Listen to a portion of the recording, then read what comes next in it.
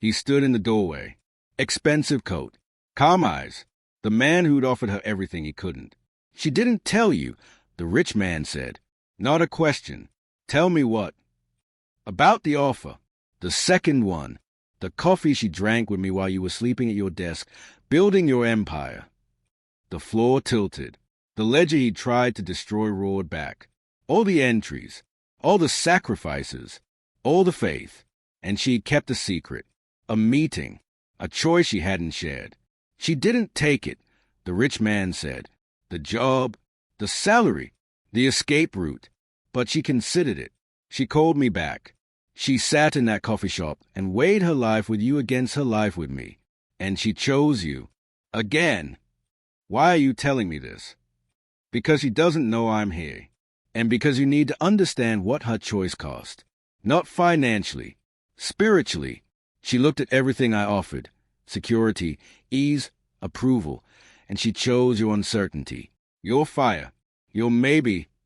He stepped closer. And you've been punishing her for it.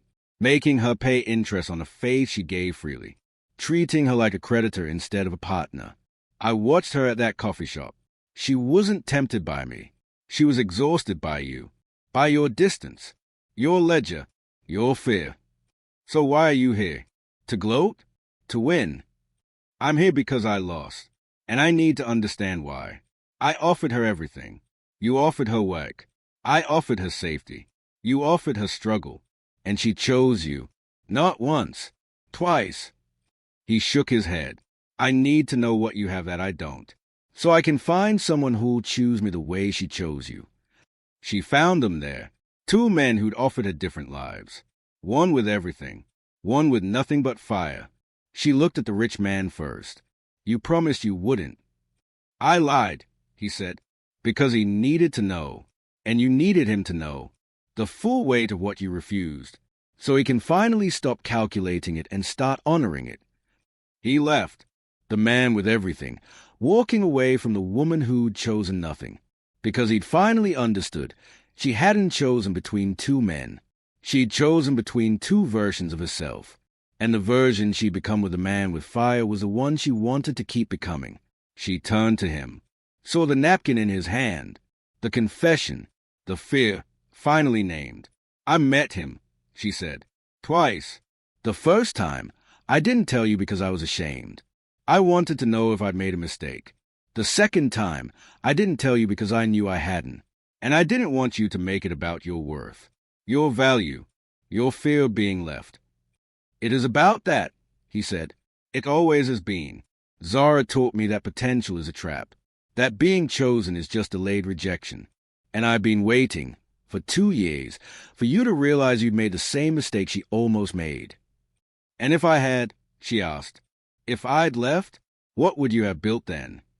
He looked at the napkin, at the confession, at the fear that had driven everything.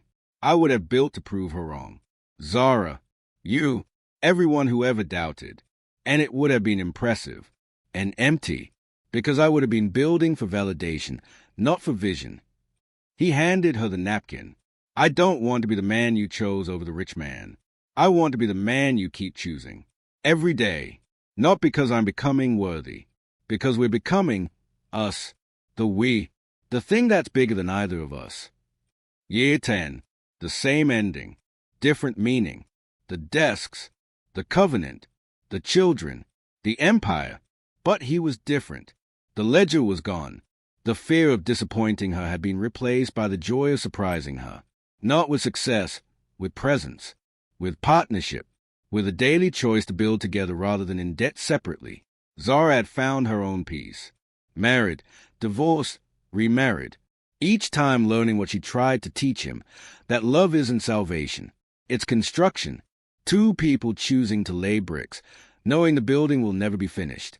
The rich man had found someone too. A woman who wanted the framed 5-year plan. The security. The already there. They were happy. Different happiness. Equal happiness. And the woman who stayed? She still had the empty ring box. Still brought it out when she spoke to women who were choosing. But now she told the full story. Not just her faith. His fear. The pressure of being chosen. The terror of disappointing. the work of becoming worthy and the greater work of becoming whole. Don't just choose a man with fire, she'd tell them. Choose the man who knows why it's burning, who burns for the building, not for the proof, who lets you warm your hands without charging you for the heat. He would be there, sometimes in the back of the room, hearing his story told. The pressure, the ghost of Zara, the confession napkin, the rich man's gift. And afterward, they'd walk home, hand in hand, 2 desks waiting, 3 children sleeping, the covenant still holding. Would you choose me again? He'd ask. Not from fear anymore, from wonder. Every time, she'd say, but only if you choose me back. Not as validation, as partner, as we. The fire still burned, but now it warmed without consuming, built without indebting, loved without ledgering.